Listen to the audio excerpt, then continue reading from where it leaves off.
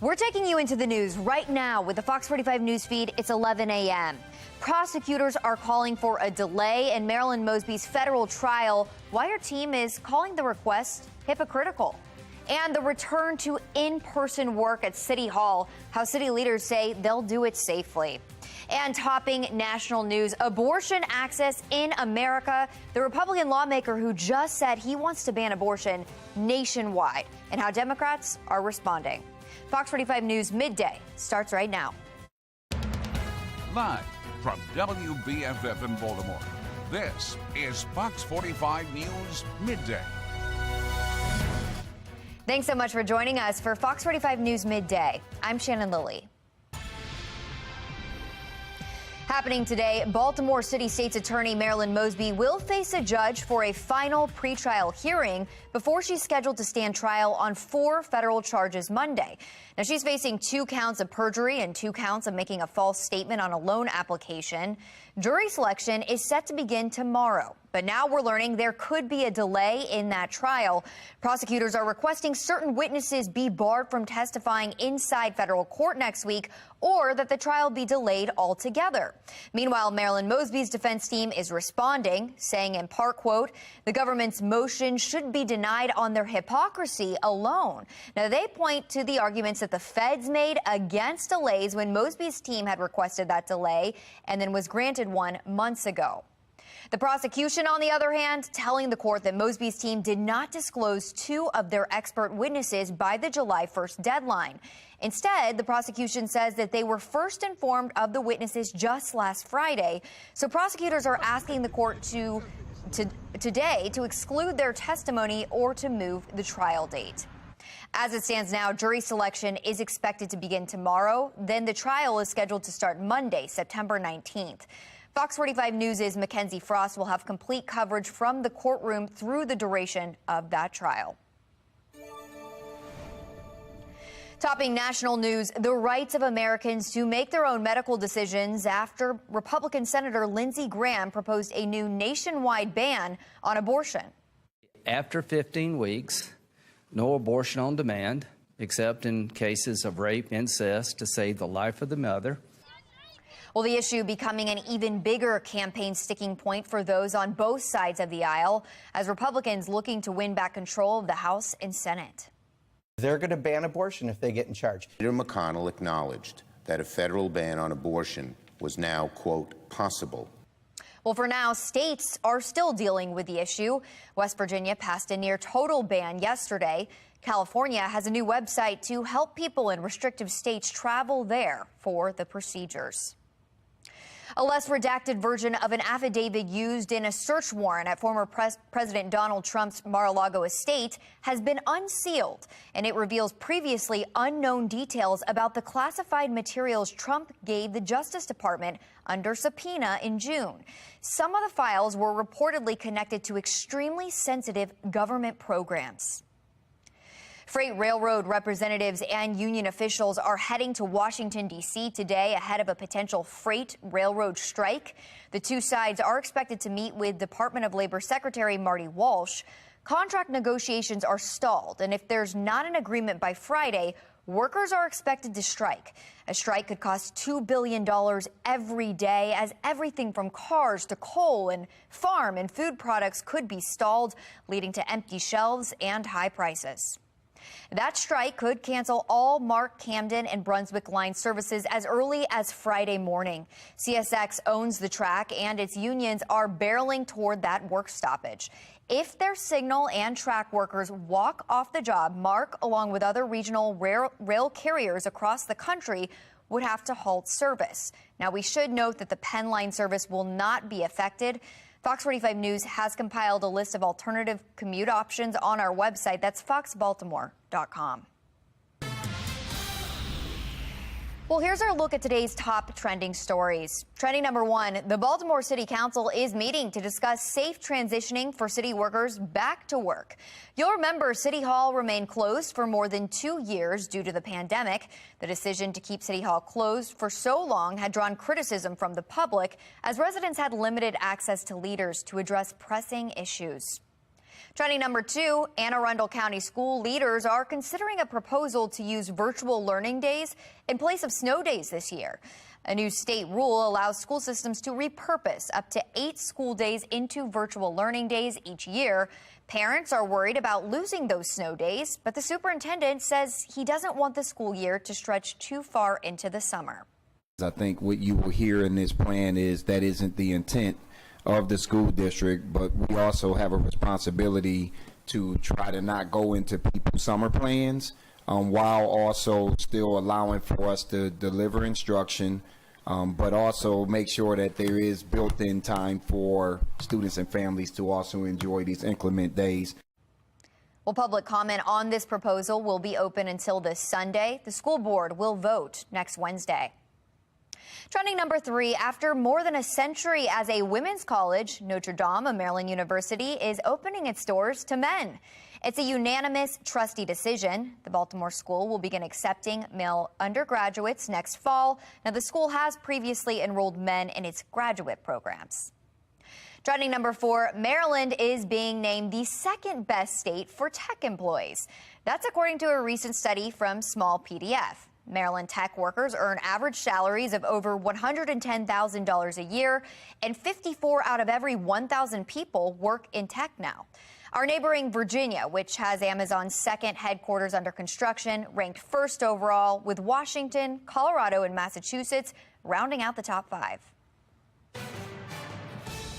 Download the Fox 45 News app for up-to-the-minute traffic conditions, breaking news, and weather anytime. Just search WBFF in your app store. All right, it's the latest trend taking over TikTok. Users are posting about their 5 to 9 before their 9 to 5. The concerns doctors are raising about how that early morning routine could lead to unhealthy habits. And big news from Kanye West. He's done with corporate America. The new plans that he is launching coming up. But first, big changes could be coming when it comes to family planning, when the FDA could make the pill an over-the-counter medication. After a very nice morning, our temperatures continue to rise here as we head to the afternoon. Upper 70s and lower 80s on the way, and lots of sunshine. Also, we're going to keep that humidity in check, topping out at 83 today with overnight lows back into the lower 60s on Thursday morning. And then we'll see actually some slightly cooler numbers for tomorrow. We'll take a closer look at that 7-day forecast and the 10-day forecast as well, including a look ahead to our final weekend of summer. Fox 45 News, winner of 17 2022 Regional Emmy Awards, more than all other Baltimore news stations combined.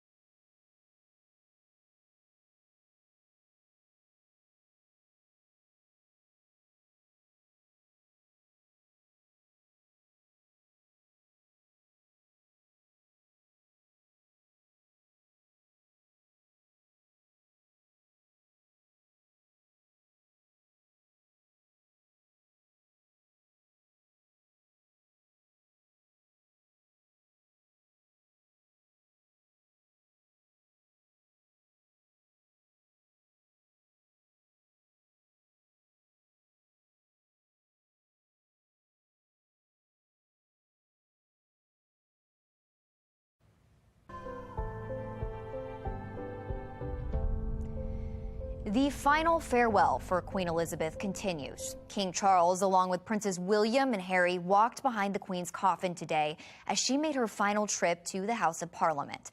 There, she'll lie in state for 4 days. A funeral is set for Monday at Westminster Abbey.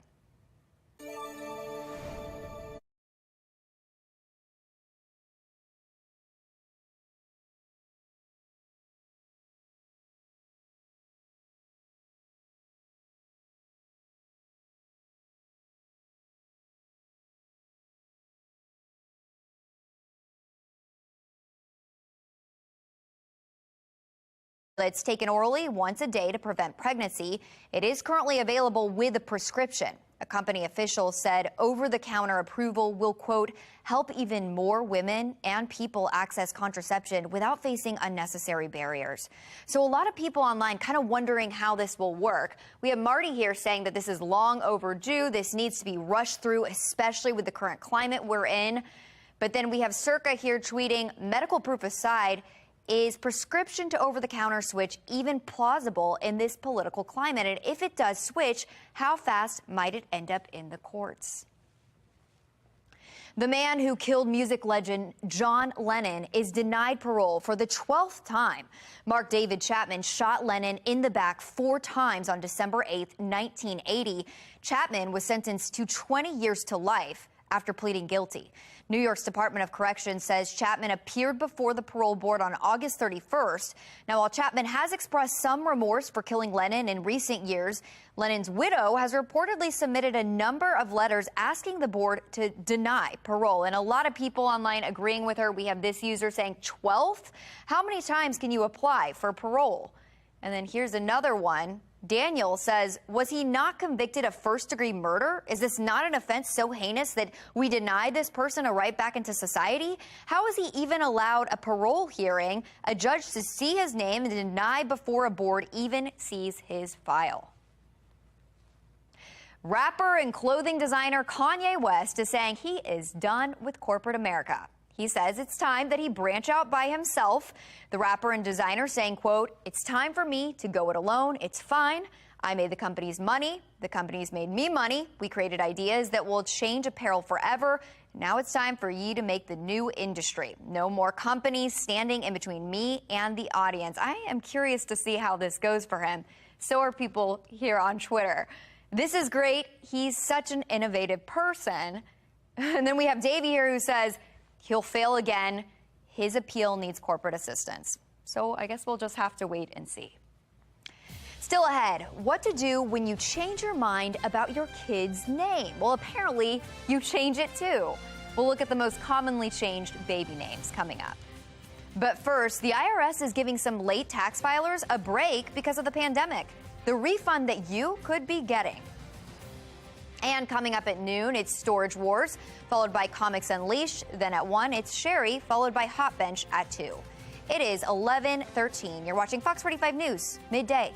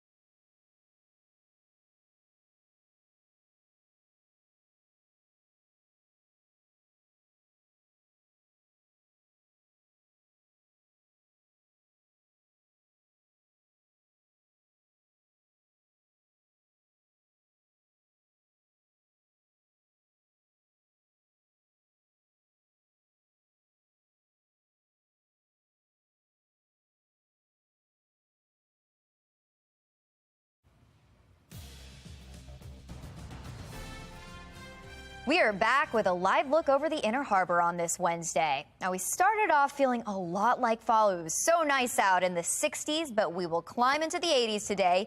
Coming up, we'll check in with meteorologist Justin Chambers to see how long the clear skies will last. Planning for the worst so you're ready.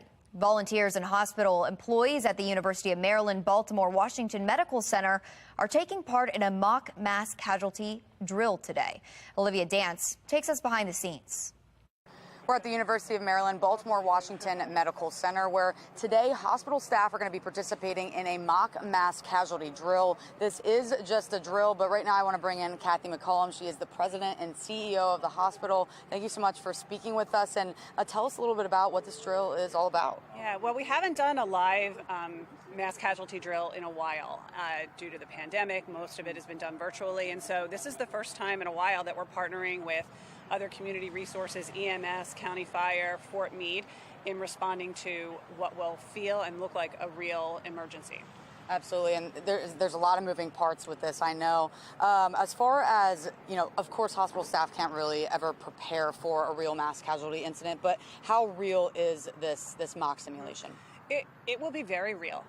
We will have patients who will be showing up via EMS on the county ambulance bus. They will have makeup on. They will have diagnoses associated with them in terms of what happened to them and what's wrong with them. We will triage them, and then based on what we triage, they'll go to the appropriate part of the emergency department to actually be treated. We will also set up our incident command so people can practice the roles that they would be in a real emergency. And this, you know, these drills aren't new or unique for hospital staff.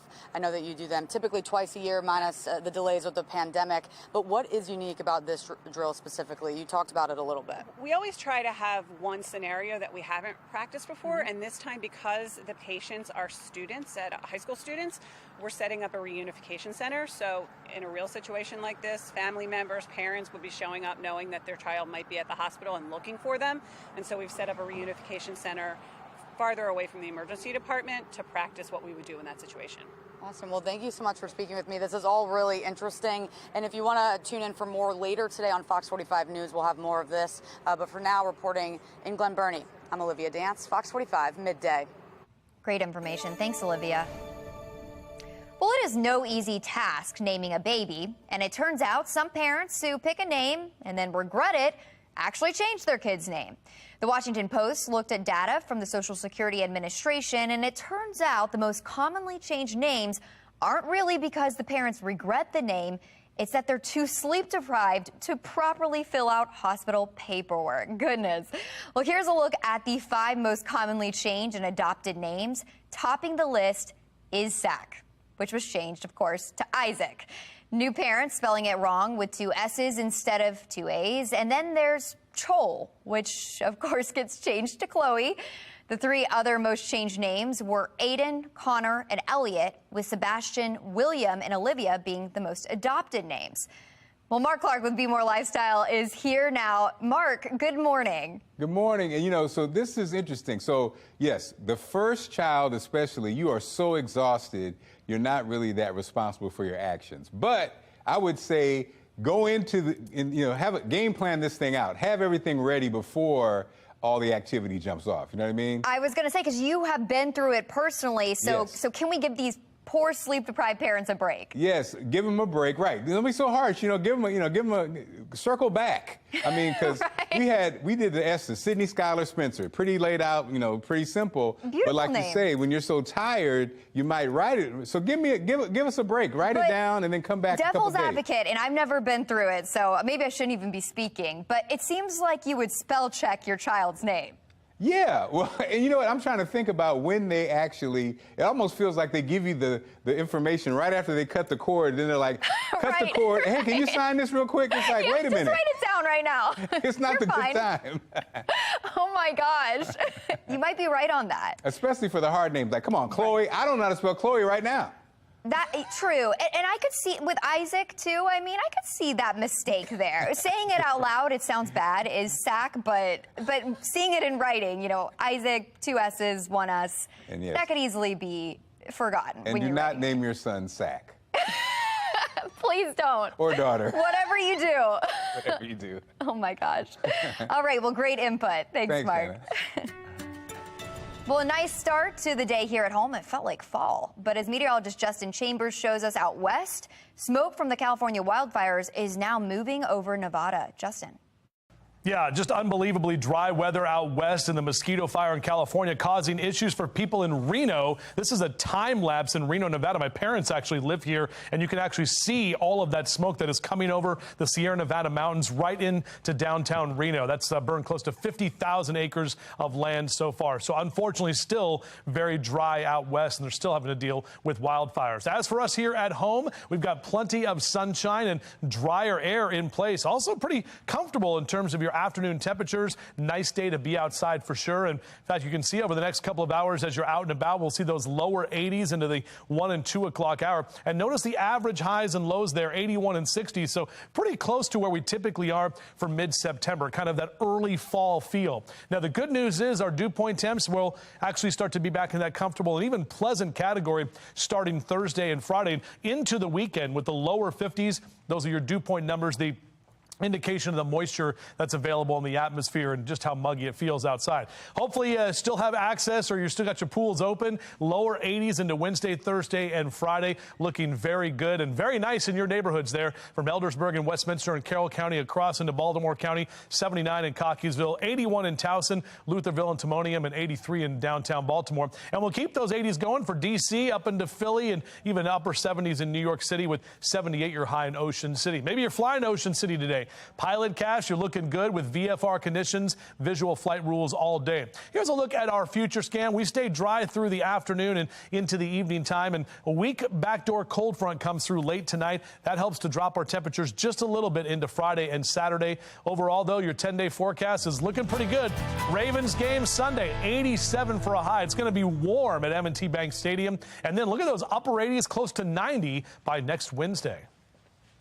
All right, thanks, Justin. Well, still ahead, what would you do? A bear pushes open a woman's front door? I would probably scream, but we'll show you her incredibly calm reaction as she says this isn't the first time it's happened. But first, it is only September, but Target is already working on new holiday shopping lists. The famous toy store the company is now partnering with. Watch some of your favorite shows right here on Fox 45 tonight. MasterChef starts at 8, and then it's Monarch at 9. And keep watching for Fox 45 News at 10 and Fox 45 News Late Edition. It is 11:22. You're watching Fox 45 News Midday.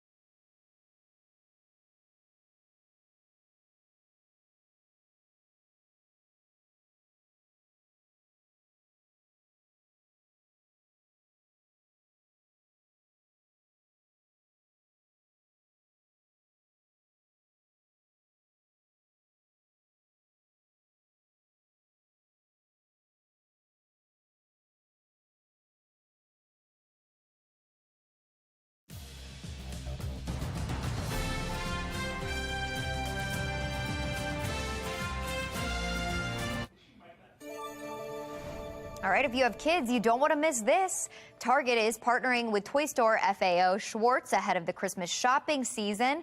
The two companies will have selections from Bullseye's top toys lists that kids want, including Rainbow High, Lego's Harry Potter, Yahtzee, Frenzy Game, FAO's Makeup Vanity, and Jurassic World Dominion. These kids are lucky. 120 items are included, ranging in price from $10 to $150.